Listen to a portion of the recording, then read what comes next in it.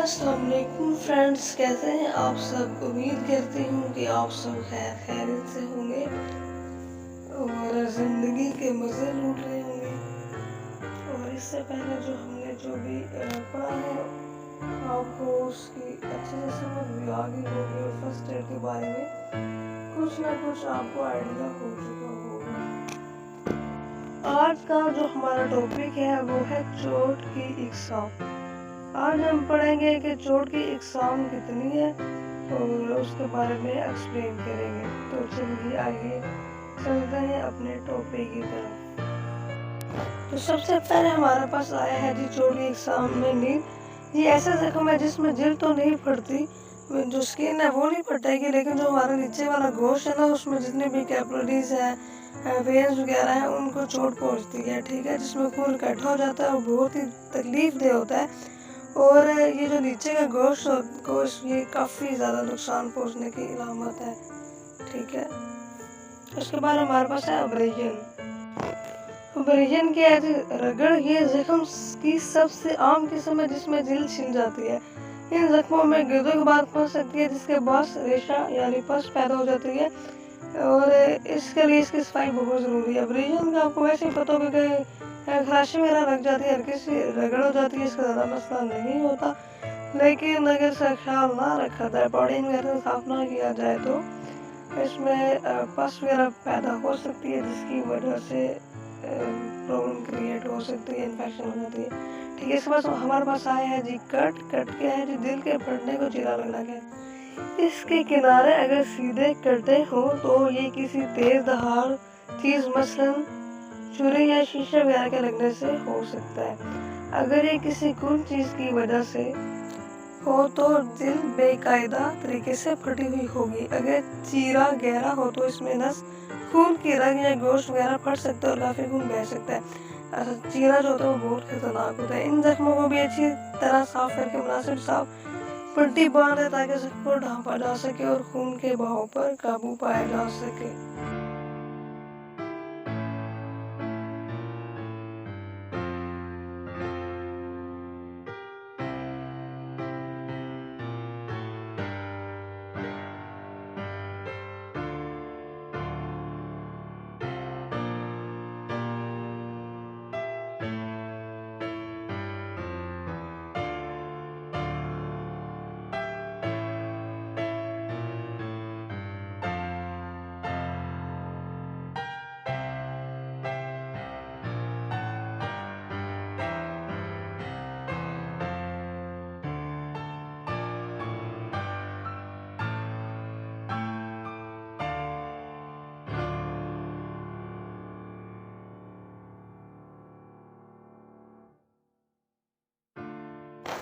Amputation यानी cut के अलग हो जाना। ठीक है, हमारे जिस्म का कोई भी अज़ा कट कर अलग हो जाएगा तो उसको हम एम्पुटेशन कहते हैं।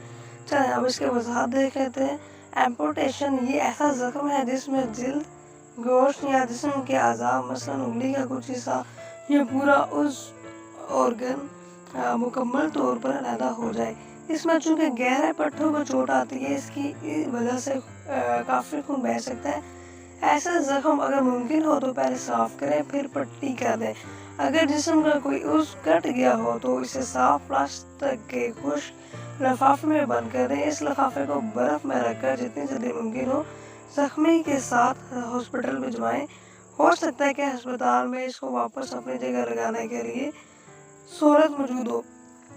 अब ये ऐसा कि अगर कोई भी इंसिडेंट होता है, आपका पाँव अलग हो गया, हाथ अलग हो गया, बाजू अलग हो गया, उंगली अलग हो गई है, तो वो सबसे पहले आपने क्या करना है जी, जहाँ से वो अलग हुआ हिस्सा सबसे पहले आपने वो ब्लीडिंग कंट्रोल करनी है। और उसके बाद जो आपका चीज़ उस अलग हो गया है, ठीक है, उसको अपने प्लास्टिक में हॉस्पिटल मुंतकिल करना है। उसको भी एज सुन एज पॉसिबल में भी हॉस्पिटल पहुँच के वो दोबारा उसी जगह पे हाथ हो या पाँव उंगली हो कुछ भी हो और दोबारा ठीक हो जाए। ठीक है, ये होता है एम्पुटेशन।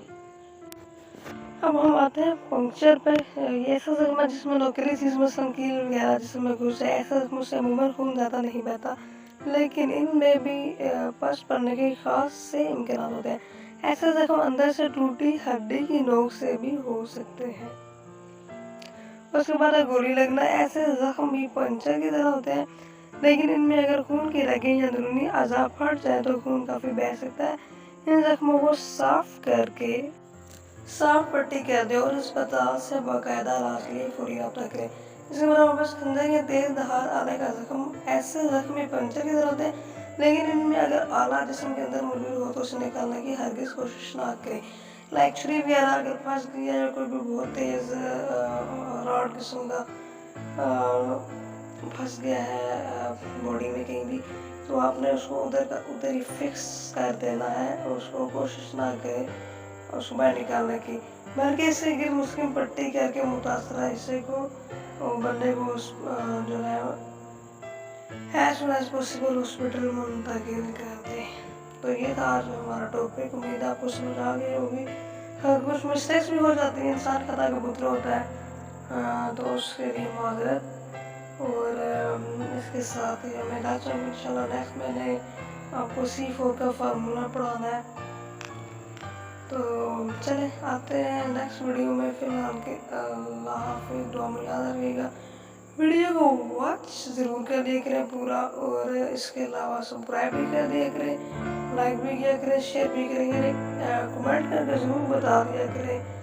अगर आपको वीडियो पसंद नहीं आ रही तो हम यहीं पे स्टॉप कर देंगे। ठीक है जी, ओके, अल्लाह हाफिज़।